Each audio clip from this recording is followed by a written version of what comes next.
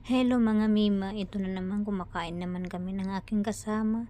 Niyaya ko kasi yung aking amiga na ayaw na lumabas sa longgan niya.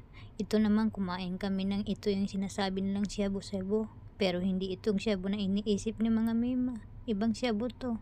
Tusok-tusok. Napakasarap po iyan at saka mainit-init pa.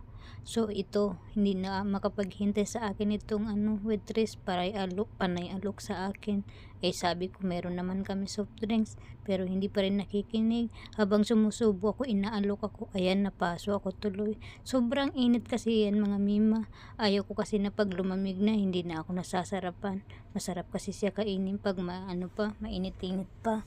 Kaya yan, napaso ako. Ito naman kasing waitress ayaw na tumigil. Kakaalok sa akin ng soft drinks. Sabi ko meron naman kami pero ayaw pa rin niya makinig. Kaya yan, na-enjoy ko talaga asa ka napaso ako. Pero hindi naman ako